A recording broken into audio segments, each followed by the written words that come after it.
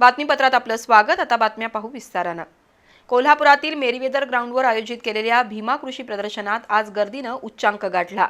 रविवारच्या सुट्टीचं औचित्य साधून शेतकऱ्यांबरोबरच अनेक नोकरदार आणि व्यावसायिक मंडळीही सहकुटुंब भीमा कृषी प्रदर्शनात दाखल झाली। त्यामुळे दिवसभर भीमा कृषी प्रदर्शन गर्दीनं ओसंडून वाहत होतं। सायंकाळच्या वेळेस तर चालायला सुद्धा जागा शिल्लक नव्हती, एवढी गर्दी प्रदर्शनस्थळी झाली होती। गेल्या 3 दिवसात सुमारे 12 कोटी रुपयांची उलाढाल झाल्याचं चित्र आहे।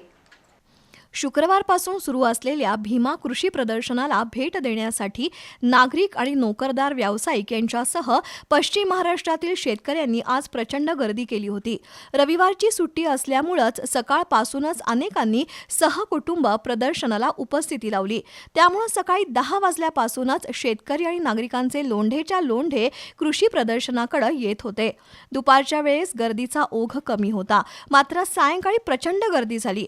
त्यातच 5 फुटी सरड आणि शर्यतप्रेमींच्या गळ्यातील ताईत बनलेला हिंदकेसरी हरण्या बैल प्रदर्शनस्थळी आल्याचं कळताच त्याला बघण्यासाठी प्रदर्शनस्थळावर गर्दीची लाटच आल्याचं चित्र होतं।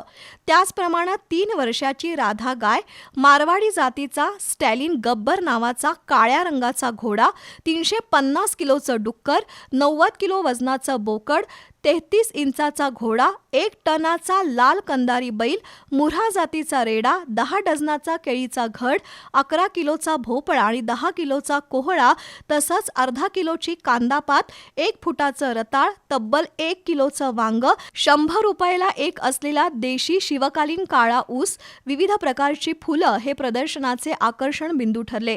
शेती आणि शेतीविषयक जोडधंद्यांबाबत माहिती देणारी व्याख्यानं, कृषी अवजार आणि कृषीपूरक व्यवसायासाठी लागणारं साहित्य, घरासाठी लागणारं साहित्य, रोजच्या वापरातील वस्तू यांच्या स्टॉल्सवरही तोबा गर्दी झाली होती। तर वैशिष्ट्यपूर्ण पशु, पक्षी आणि जातिवंत जनावरं बघण्यासाठीही शेतकऱ्यांनी पशु पक्षी विभागात मोठी गर्दी केली होती। महिला बचत गटांनी बनवलेल्या अनेक शाकाहारी आणि मांसाहारी पदार्थांबरोबरच उपवासाच्या पदार्थांवरही नागरिकांनी यथेच्छ ताव मारला। सायंकाळच्या सत्रात विविध स्पर्धांच्या बक्षीस वितरणासाठी स्पर्धक आणि त्यांच्या कुटुंबियांनी मोठी गर्दी केली होती। आज दिवसभर कृषी अवजार आणि कृषीपूरक वस्तूंची मोठ्या प्रमाणात विक्री झाली। तसंच food stall, ice cream stall, cold drink stall धारकांनी आज चांगली कमाई केली। आज दिवसभरातील उलाढालीसह गेल्या 3 दिवसात सुमारे 12 कोटी रुपयांची उलाढाल झाल्याचं व्यापाऱ्यांनी सांगितलं। सोमवारी प्रदर्शनाचा शेवटचा दिवस आहे।